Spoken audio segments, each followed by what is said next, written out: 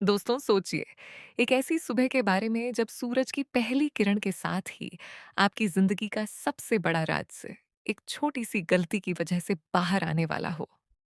एक ऐसा राज जिसने न सिर्फ एक घर की इज्जत दांव पर लगा दी, बल्कि 3 रिश्तों के बीच ऐसे शोलों को हवा दे दी जो कभी बुझने वाले नहीं थे।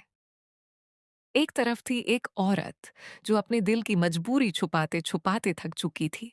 दूसरी तरफ था एक आदमी जिसका शक उसकी आंखों का पानी बन चुका था। और बीच में एक ऐसी दादी जिसकी एक जुबानी ने सबकी नींद हराम कर दी। आज जो होने वाला था उसकी कल्पना किसी ने नहीं की थी।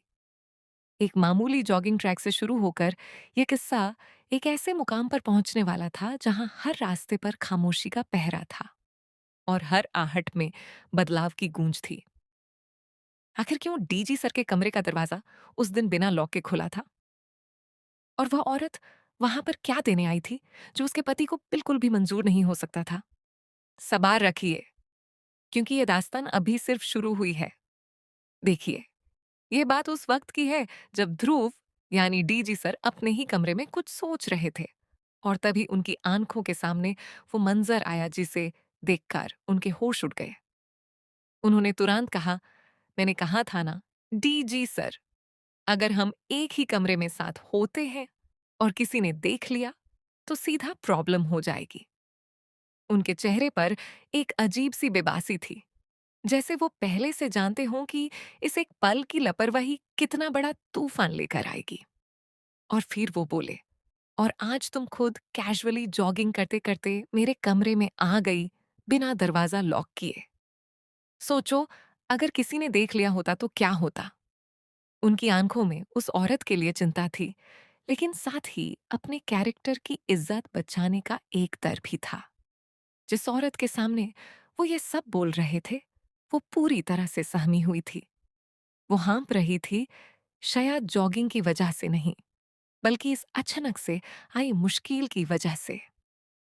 उसने घबरा कर कहा, नहीं नहीं, मैं जॉगिंग करते करते नहीं आई थी। मैं मैंने सोचा ही नहीं। मैं तो बस। उसकी आवाज टूट रही थी, जैसे उसके मन में हजारों तूफान एक साथ उठ रहे हों। वो अपनी बात पूरी भी नहीं कर पा रही थी, क्योंकि उसे शायद यकीन नहीं हो रहा था कि वो इतनी बड़ी भूल कर बैठी है। उसकी आंखों में वो वाजन साफ झलक रहा था जो शक के एक पल में ही उसकी पूरी दुनिया उजाड़ सकता था। पर ध्रुव रुकने वाले नहीं थे। उन्होंने सीधा उस औरत की कमजोरी पर चोट की। बोले, हाँ, पर तुम्हारा वो खदूस पति तो सोचेगा ना। उसके दिमाग में तो पहले से ही मेरे कैरेक्टर के बारे में उल्टा सीधा तिधा मिधा भर रखा है। उनका लहजा थोड़ा सख्त था, लेकिन उस सख्ती के पीछे एक मजबूरी थी। एक डर था कि वो औरत अपनी ही मुश्किलें बढ़ा रही है। और फिर उन्होंने ऐसा जुमला कहा जिसने जैसे एक तीर की तरह उस औरत के दिल को चीर दिया। बोले, ये सब करके ना तुम उसका काम आसान कर रही हो। तुम्हारे पति को बस एक बहाने की तलाश थी, और आज तुमने अपने हाथों से वो बहाना उसे थामा दिया।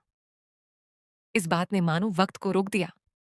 कमरे में एक अजनबी सी खामोशी छा गई, जैसे हवा भी ये देखना चाहती हो कि अब आगे क्या होगा। और फिर वो औरत, जिसे हम फीमेल लीड कह सकते हैं, उसकी आंखें भर आईं। वो समझ गई कि ध्रुव कितना सच कह रहे हैं। उसने अपनी गलती मानी। बोली, सही कह रहे हैं, आई एम रियली सॉरी, मैं तो बस ये देने आई थी। उसकी आवाज में पछतावा था, लेकिन साथ ही एक क्यूरियोसिटी भी थी कि आखिर वो क्या चीज थी जो वो देना चाहती थी, जिसके लिए उसने इतना बड़ा रिस्क ले लिया। पर इससे पहले कि वो और कुछ कहती, एक तीसरा और सबसे मजबूत किरदार इस कहानी में दखिल हो गया।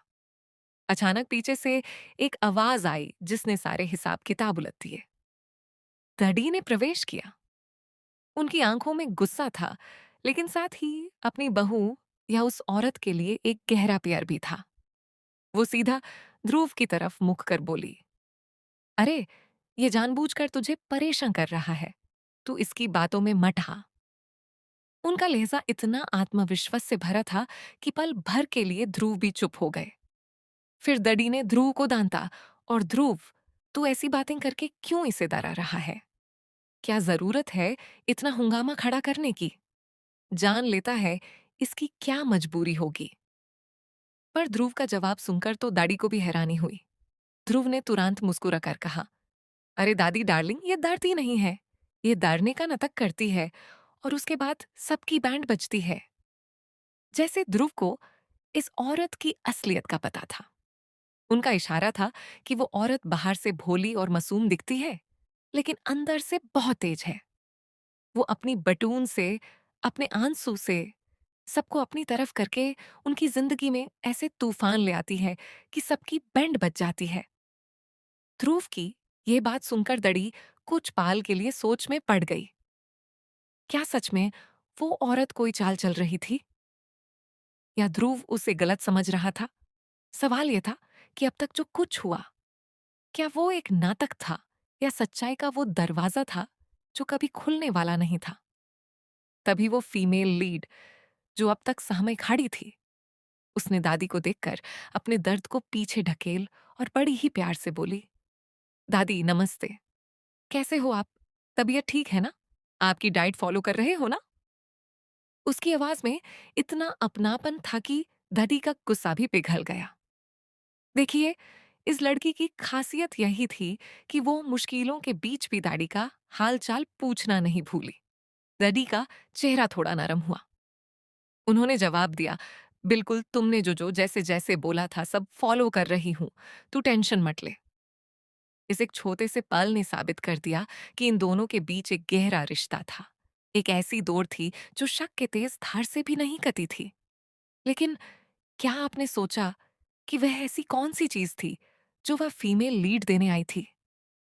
आखिर वह क्या था जिसके लिए वह अपनी बदनामी का जोखिम उठाकर डीजी सर के कमरे तक पहुंच गई?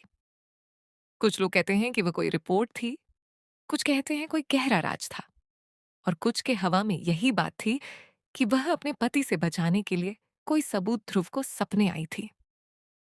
पर असली सच्चाई क्या है, वो आने वाले पलों में छुपी थी। क्योंकि दोस्तों, अभी तो ये कहानी शुरू हुई थी। कमरे का दरवाजा अभी भी पूरा बैंड नहीं हुआ था, और उस घर की दीवारें भी पूरी खामोश नहीं हो पाई थीं। इतने में घर के अंदर से अचानक एक भारी कदमों की आहट सुनाई देने लगी। कदमों की वो आहट बिल्कुल वैसे ही थी जैसे उस खदूस पति के कदमों की होती है, भारी, तेज और शक से भरी हुई। ध्रुव की आंखें चौड़ी हो गई। दडी ने अपनी चादर को जोर से पकड़ लिया, और फीमेल लीड का चेहरा मानो खून से बिल्कुल सेफ्ट पड़ गया। तीनों ने एक दूसरे की तरफ देखा, जैसे कह रहे हों कि वो पल आ गया जिसका डर सबको था। पर क्या सच में वो उसका पति था, या कोई और था जो इस राज का आखिरी टुकड़ा लेकर आया था? और अगर वो पति था, तो क्या देख लेगा वो सब कुछ जो उसकी शक की आग को हमेशा के लिए बुझा देता, या ऐसी आग लगाता जिसमें सब कुछ जलकर राख हो जाता? इस जवाब के लिए आपको अगले मोड तक थोड़ा इंतजार करना होगा, क्योंकि जहां ये कहानी रुकती है, वहां से एक नई कहानी शुरू होती है।